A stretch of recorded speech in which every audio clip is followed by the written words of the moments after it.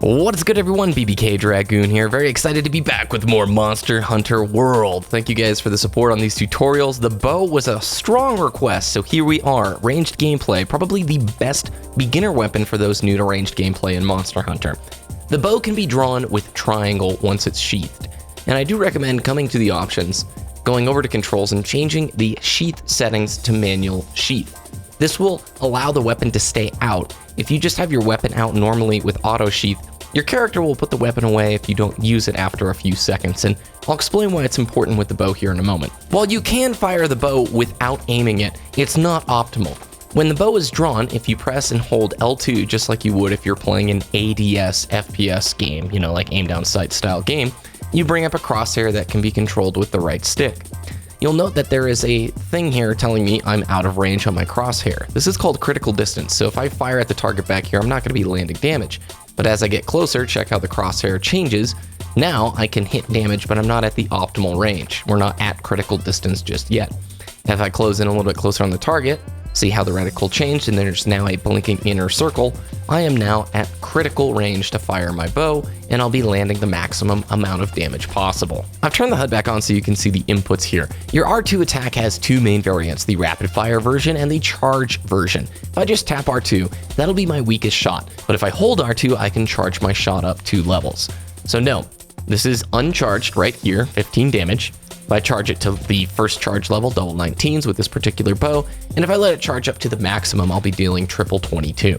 Now this is fantastic because you can actually hold a charge while you're moving around and running, waiting for the right time, reposition, get your shot on the monster. Pretty cool. Now note, again, in the upper left-hand corner, stamina usage is being depleted while this occurs, and if I try and dodge roll out of it, I'm going to lose that charge. Stamina management is the name of the game when it comes to effective bow users. However, there is a faster way to achieve higher DPS, and that is with something new to Monster Hunter World, the rapid fire R2 combo. So if I press R2 3 times in succession, I'm going to get an uncharged shot, a level 1 charge and a level 2 charge shot all back to back.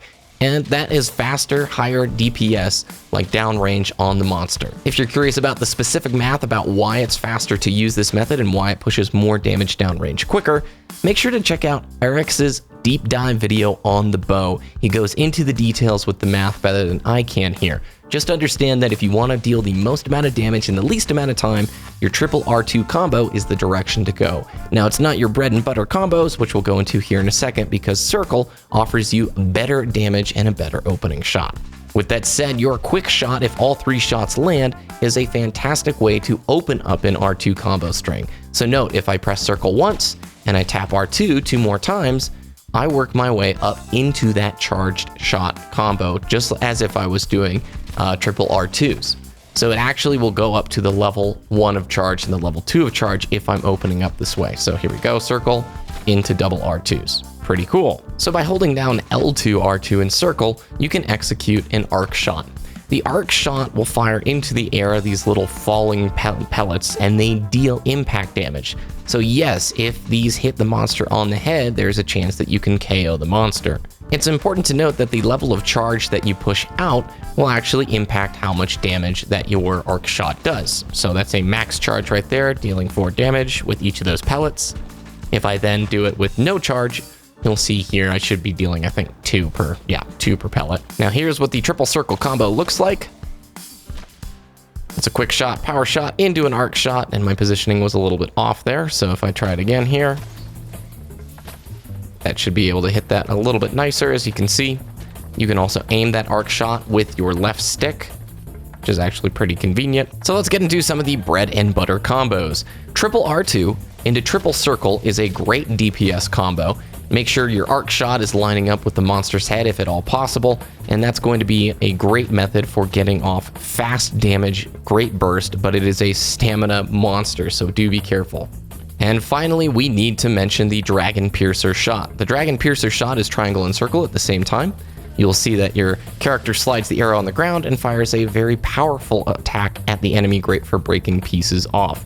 If you can line this shot up with the monster's head and tail so it runs along the full body of the monster, you will see it go through the monster and deal more potential damage than just aiming it from the side at like a perpendicular angle. Do note, charge level, just like the other elements of the bow, play into the power of the Dragon Piercer. So if I come into this with a level 2 charge, I will be dealing a lot more damage than if I just do a Dragon Piercer without using that.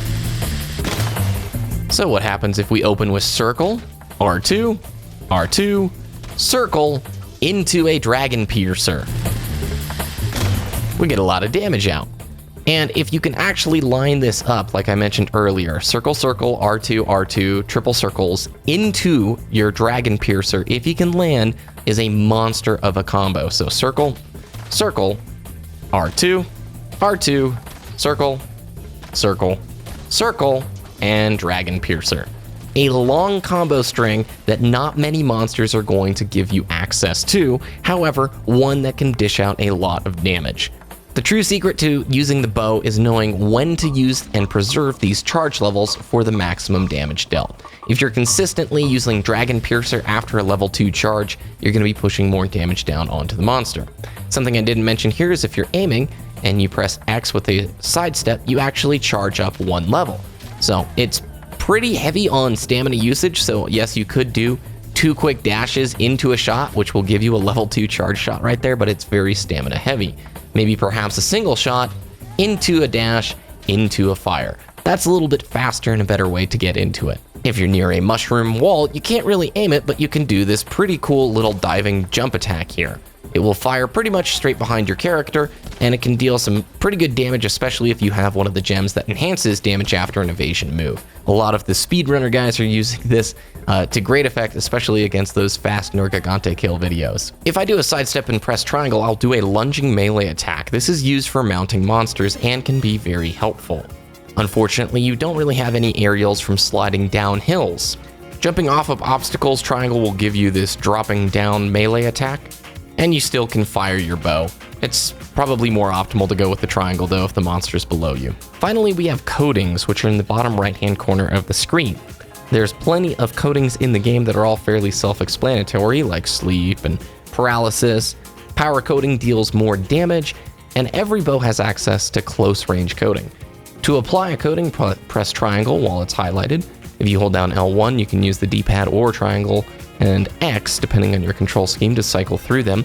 Different bows will have access to different coatings. Not all bows have access to all coatings, so when crafting a bow, keep that in mind. When utilizing your coating, you want to make sure that your shots always are lining up with the enemy. Something to mention here is the Dragon Piercer, as well as your special shots, do have the coating associated with them, so power coating on my Dragon Piercer will deal a little bit more damage. It's important to make use of your coatings as much as possible, so if you're going to be missing a lot of shots trying to do the rapid fire R2 method, it's probably best to use the more methodical, slowed down charge shot method to apply all of your coatings on the boss as much as you can. There's quite a bit more depth to the bow than what we were able to cover here, but hopefully this is a good starting point for you. If there's anything I missed that you think is important, let me know about it down in the comments section below. I will pin and thumbs up things that are useful, so check out those comments. If you enjoyed this video, please subscribe for more. We have Monster Hunter, Warframe, and Destiny cooking in the oven. So if you enjoyed, thumb the video up, and I'll see you guys in the next one.